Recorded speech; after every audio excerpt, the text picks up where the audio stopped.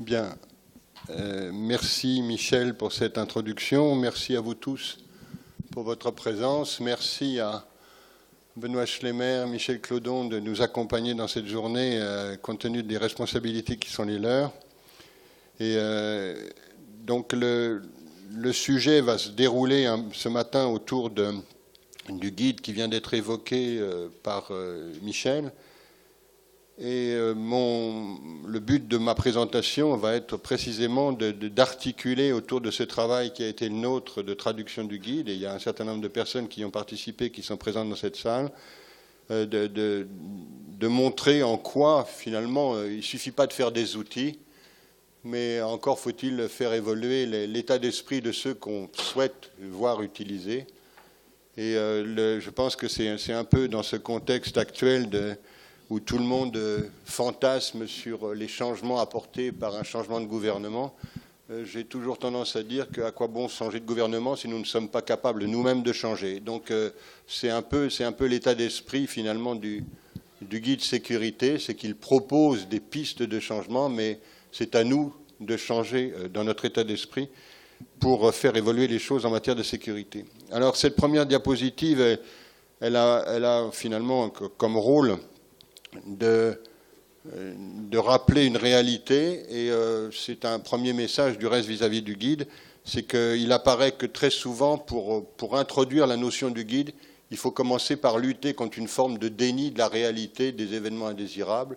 Et cette diapositive est là pour rappeler que les événements évitables, mais les erreurs médicales évitables, c'est probablement au moins 1 million de patients qui meurent dans les hôpitaux chaque année.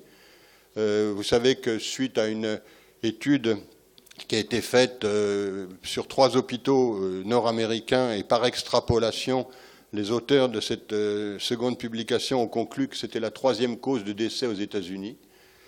En Angleterre, lors du sommet mondial qui a eu lieu à Londres, il a été dit qu'on estimait qu'en Angleterre, en Hollande ou en Nouvelle-Zélande, il y avait au moins 150 décès évitables dans les établissements de santé par semaine.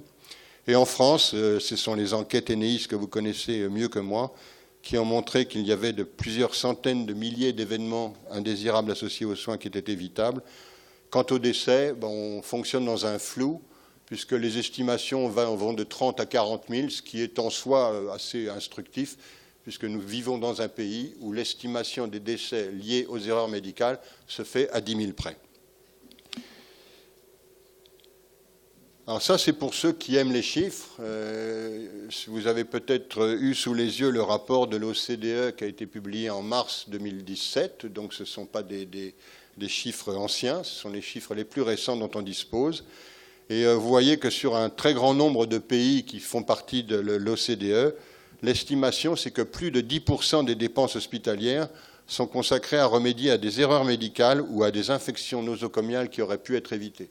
Alors pour mémoire, vous le savez probablement, l'ONDAM, l'objectif national des dépenses de l'assurance maladie, c'est 190 milliards par an, ce qui veut dire que 10%, ça fait 19 milliards. Et quand M. Édouard Philippe, dans sa déclaration de politique générale, nous dit qu'il cherche 15 à 20 milliards pour boucler le budget de l'État, voilà, on peut lui dire qu'il suffit de mettre en place une action efficace sur les événements indésirables et les erreurs qui pourraient être évitées pour récupérer quelques milliards en manque.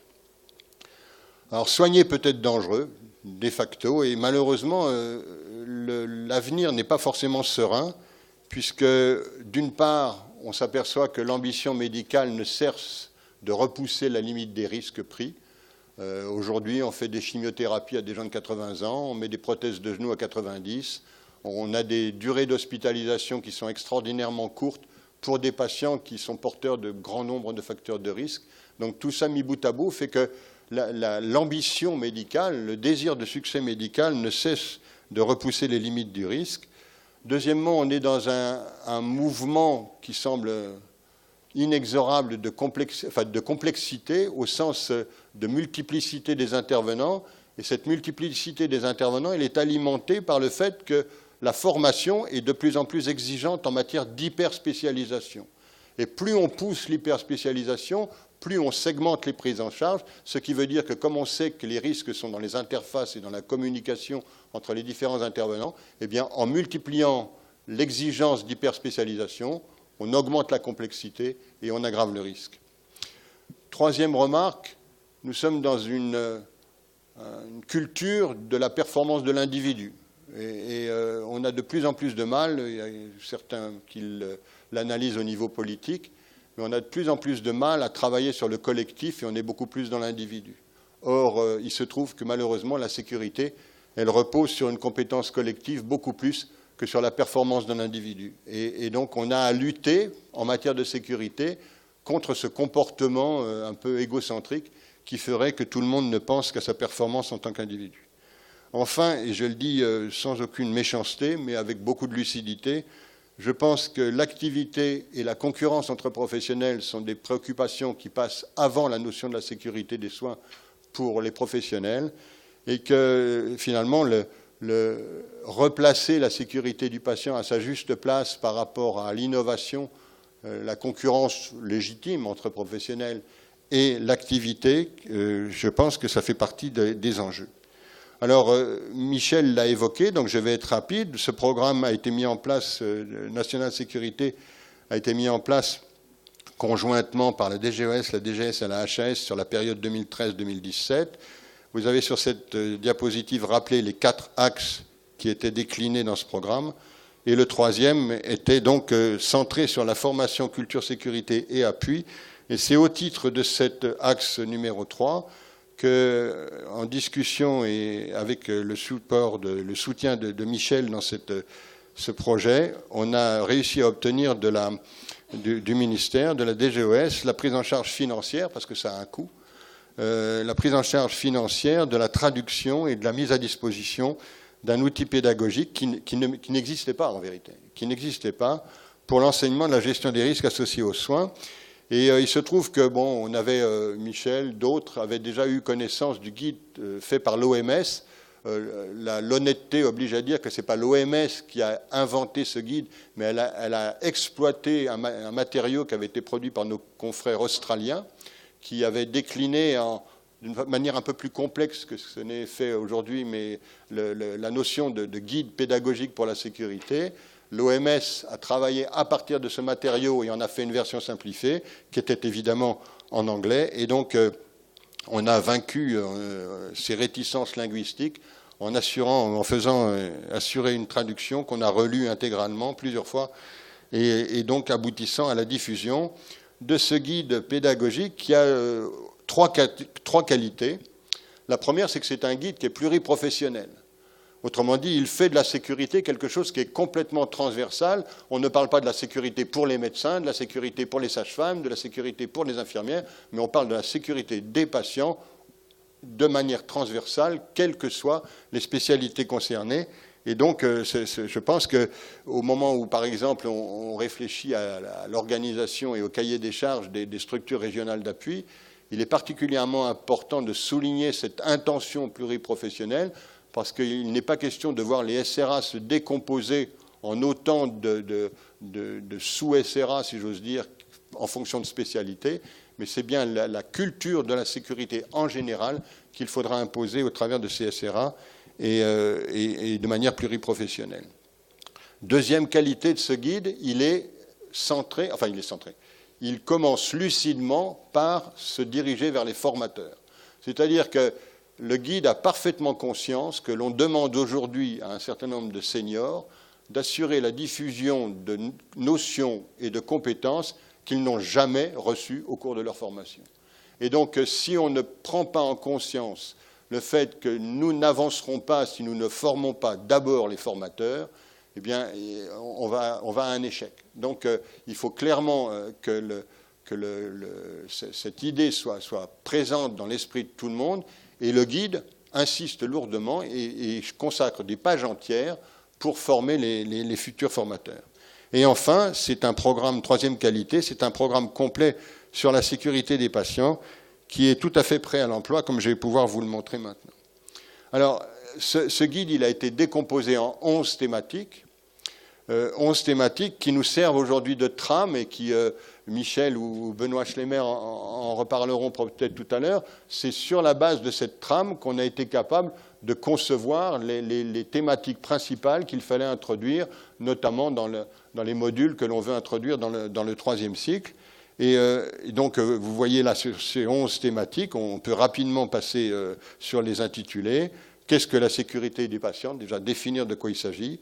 Parler des facteurs humains, c'est une notion, les facteurs humains, qui n'est pas forcément très, très présente à l'esprit dans les utilisateurs, notamment du dispositifs, etc. C'est une culture qui est très développée dans l'industrie, dans l'aéronautique, etc., mais sur les dispositifs médicaux, paradoxalement, on s'aperçoit que les risques associés aux facteurs humains ne sont pas vraiment pris en compte.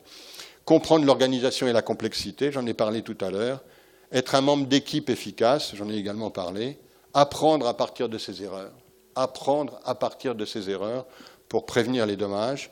Comprendre et gérer les risques cliniques, utiliser des méthodes d'amélioration de la qualité pour améliorer les soins, implication avec les patients, Michel en a parlé, et enfin, ça contrôle, on termine sur les infections, les procédures invasives et les médicaments. Il est évident que ce guide n'a pas vocation à être lu de la première à la dernière page intégralement et en une fois. C'est autant de modules qui peuvent être sortis du chapitre, du guide, et utilisés selon que de besoin, en fonction du type d'événement auquel on est confronté ou en fonction du type d'information que l'on veut faire passer. Alors, c'est remarquablement bien fait, c'est-à-dire que vous voyez que pour chaque module, vous avez ici donc le titre, vous avez des exemples, ce que j'appellerais un peu la problématique, mais enfin des exemples qui replacent complètement dans un contexte tout à fait réel la nature des événements et la nature des comportements contre lesquels on veut avoir une influence.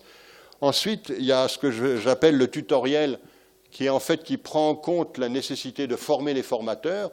Autrement dit, vous voyez, il y a un texte qui correspond au message que l'on attend voir diffusé par le formateur, et les numéros dans les encadrés bleus, eh bien, sont des références, se reportent aux diapositives, qui sont également fournies et téléchargeables directement, gratuitement sur le site. Et vous voyez que le formateur, qui n'est pas forcément très compétent ou très pointu sur le sujet, eh bien, a la possibilité en amont de préparer et de voir quelles sont les idées qui sont rattachées aux diapositives. Et enfin, comme tout enseignement digne de ce nom, il y a un document qui est remis, imprimé, et qui est de 4 à 6 pages, qui peut être remis aux enseignés, qui repartent à la maison avec les messages diffusés dans cette présentation. Et donc, ils ont la possibilité de repenser aux messages qui ont été diffusés. Et c'est reproductible, c'est-à-dire que j'ai pris un module, dans un second, c'est exactement pareil, la thématique, le tutoriel, les diapositives et le document pour remporter à la maison. Et donc là, vous avez la totalité des 11 thématiques sont déclinées sur ce modèle. Alors, c'est téléchargeable. Peut-être, je ne sais pas si ça a été corrigé, mais j'ai fait le test, manifestement ça ne marchait pas bien hier sur le site du gouvernement. En revanche, ça marche très bien sur le site de l'OMS et sur le site de la Haute Autorité de Santé. Pour le moment, c'est un peu fastidieux à télécharger parce que les modules sont téléchargeables individuellement, donc il faut avoir un peu de patience et se dire qu'on va télécharger les 11 modules successivement si on veut s'assurer la disponibilité totale du guide. Alors, vous avez je dirais qu'à partir de ce guide, je pense qu'il y a un certain nombre de défis. J'ai déjà insisté, ne pas sous-estimer l'aide à apporter aux futurs enseignants sur ce sujet, parce qu'il va falloir les prendre par la main. Je pense qu'il faut éviter de se placer en matière de sécurité dans l'idée de l'obligation réglementaire. Je pense qu'on a été trop loin sur certains sujets. Inévitablement, je pense à la notion de la checklist opératoire qui a été imposée au nom d'une obligation réglementaire, alors qu'il aurait été plus intelligent, à mon sens, de commencer par faire apparaître auprès des professionnels le besoin qu'ils pouvaient avoir d'une checklist opératoire avant de prendre un oukase qui imposait brutalement au 1er janvier la mise en œuvre obligatoire d'une checklist. Je pense qu'un problème auquel on est tous confrontés, c'est le temps. Mais le temps, il a le même sens pour tout le monde. C'est-à-dire que j'ai l'habitude de dire que le temps est un choix. C'est-à-dire qu'il y a des gens qui passent leur temps à vous dire qu'ils n'ont pas le temps, mais en fait, c'est parce qu'ils ont choisi de faire autre chose.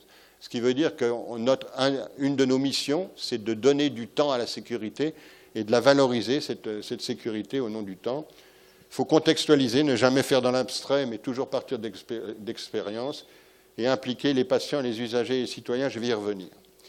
Alors, les savoirs, donc, vous avez compris que le but, c'est aujourd'hui d'introduire dans la formation des professionnels, notamment médicaux, un certain nombre de savoirs qui ont été négligés au profit de données scientifiques et de faits cliniques, mais qui sont le savoir-faire, notamment le souci de gérer correctement les informations et la sécurité du patient, le savoir-être, quelle relation j'ai avec mon équipe, comment je suis, comment je me comporte, comment je respecte ceux avec qui je travaille, et enfin, gérer ses erreurs. Alors, je dirais qu'on est aujourd'hui dans un mouvement qui a déjà débuté en 2013 avec l'arrêté qui concernait le premier et le deuxième cycle des études médicales, où vous voyez que ces exigences de formation à la sécurité du patient, gestion des erreurs, sécuriser le parcours, les droits individuels et collectifs des patients, tout ça est déjà identifié comme étant un objectif de la formation. Ça a même été, suite à une présentation que j'ai faite à la conférence des doyens, inscrit dans les priorités, les 4 priorités de la DGSIP pour les 4 ans qui viennent. Là, j'insiste pas, Benoît en parlera plus efficacement que moi, mais ça a consisté, donc on est dans l'introduction d'une compétence générique sur la sécurité des patients dans le 3e cycle des études médicales, dans le premier semestre du 3e cycle pour toutes les spécialités, avec un message, c'est que la sécurité, ce n'est pas quelque chose en plus, mais c'est la façon de faire le métier. Et je terminerai par 4 diapositives, simplement pour dire que, comme je l'ai dit en introduction, il ne suffit pas de faire un livre en disant, ben voilà, la méthode, vous n'avez qu'à lire les chapitres, présenter les diapositives. Je pense qu'il faut qu'on utilise le guide pour travailler, faire prendre conscience qu'on est à un moment où l'objectif, c'est un changement de paradigme de la formation et un changement de paradigme de la façon d'enseigner les métiers, et que j'ai résumé sur les 4 têtes de chapitre ici, connaître ou punir, les périmètres de sécurité, la compétence collective et l'implication des usagers. Alors, connaître ou punir, c'est la première notion, c'est qu'on est encore dans un système où l'indemnisation est construite sur les fautes, ce qui explique probablement le fait qu'il n'y a pas d'erreur, il n'y a que des fautes, puisqu'il faut pouvoir aboutir à une culpabilité et à une indemnisation ou à une punition, alors que l'expérience montre que dans tous les systèmes qui ont augmenté leur sécurité, l'ont fait en ne punissant pas les erreurs. C'est-à-dire que la seule façon de connaître les erreurs et de pouvoir travailler dessus, c'est de ne pas les punir. C'est un confrère chirurgien, Lipp, qui s'est ensuite investi dans la sécurité des patients, qui a résumé cette attitude en disant que le premier obstacle à la diminution des erreurs, c'est que nous punissons ceux qui les ont commises. Et donc, il faut travailler au corps, les professionnels. Alors, je dis travailler au corps, et ce n'est pas par hasard, c'est que j'ai un certain nombre de mes collègues directs, chefs de service, qui ont dit « mais c'est complètement utopique ton histoire de connaître, punir, tu comprends, c'est un changement sociétal, etc. » Je leur dis « attends, commence par changer ton service. C'est-à-dire, commence par parler de tes erreurs, quel est le comportement que tu as par rapport à une erreur commise par un interne, etc. Le jour où tu auras commencé à créer cette culture-là dans ton service, dans ton périmètre immédiat, tu pourras à la rigueur poser des problèmes philosophiques sur le changement de la société, mais commence par le faire chez toi. Et donc, je pense que l'idée, c'est déjà de ramener les choses au périmètre réel. La non-punition, elle est inscrite dans les recommandations OMS. Vous savez que l'OMS a produit en 2004 des recommandations sur un système qui ne devait pas être punitif et indépendant de toute autorité ayant un pouvoir de sanction. Nous, on nous demande de déclarer les EIG aux ARS, chercher l'erreur. L'Académie de médecine, en 2006, a insisté sur le fait qu'il fallait que les systèmes garantissent la confidentialité. Alors ça, c'est le deuxième point. Je suis très attaché à cette notion, c'est faire comprendre qu'il existe plusieurs périmètres de sécurité dans la pratique. Et la recommandation, la prévention, tout ça, ne représente qu'une partie, pas minime, mais qui n'est pas majoritaire dans la pratique médicale. Ça ne résout qu'une partie, et obéir à la règle, respecter la recommandation, ça ne peut répondre aux problèmes posés par la sécurité des patients que dans une partie minime. Vous avez à l'autre extrême une partie qui s'appelle l'hyper-résilience, qui finalement demande l'initiative et la compétence, mais sort complètement de tout imaginaire de la sécurité. C'est-à-dire qu'on est dans un système où finalement c'est l'individu qui va rattraper une situation donnée et tout repose sur sa capacité d'initiative et de compétence. Et au milieu, vous avez un énorme pavé qui est notre métier à tous, qui est ce qu'on appelle les organisations à haute fiabilité, organisations qui affichent comme principe de base que les erreurs existent et que de toute façon on y sera confronté. C'est ridicule de nier la réalité et de dire il n'existe pas d'erreur, je vais vers un système sans erreur, c'est impensable. Donc elles existent et donc c'est à partir de l'équipe qu'il faut construire un système efficace, capable de détecter, de remédier, de capter, de minimaliser les conséquences des erreurs et de rattraper collectivement ce qui est fait par un individu. Troisième remarque donc sur l'équipe, je vais passer rapidement puisque je viens d'en parler. L'équipe, c'est un regroupement de personnes qui, par la somme de leurs compétences, doivent partager l'enjeu du résultat. Et je pense que la meilleure question qu'on peut se poser pour savoir si on travaille en équipe, c'est de regarder les gens qui sont autour de nous et de se dire finalement, est-ce que tous les gens avec qui je travaille, à la minute présente, sont tous solidaires avec le résultat que moi je souhaite obtenir? On s'apercevra que probablement dans un certain nombre de cas, la réponse est dans la négative. Je termine par l'implication des usagers, simplement pour dire que c'est un élément fondamental en matière de progression sur la sécurité des patients. On est dans un système où on emploie encore des expressions pour les usagers, oser parler à son médecin. Enfin, je vous demande de prendre conscience de ce que ça veut dire, oser parler à son médecin. On est en 2017 quand même. On a encore un système où le malade doit oser parler à son médecin.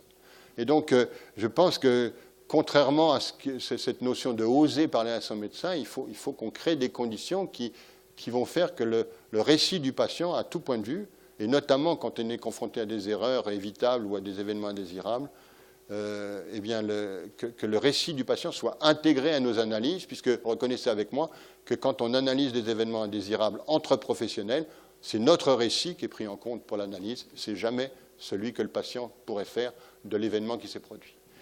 J'ai terminé, je vous remercie. Téléchargez le guide et travaillez dessus.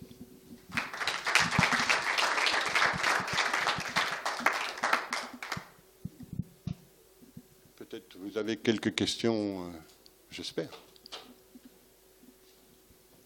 Non? Forcément. Forcément. Michel Clodon, président de la conférence des CME de CHU, moteur actif principal de la pédagogie sur la sécurité des patients. Bigre. Après ça, voilà. Merci Bertrand. Moi j'avais une question puisque c'est un guide OMS et que nous avons un débat hexagonal aujourd'hui. Ma question était un peu de voir l'état d'avancement sur les autres pays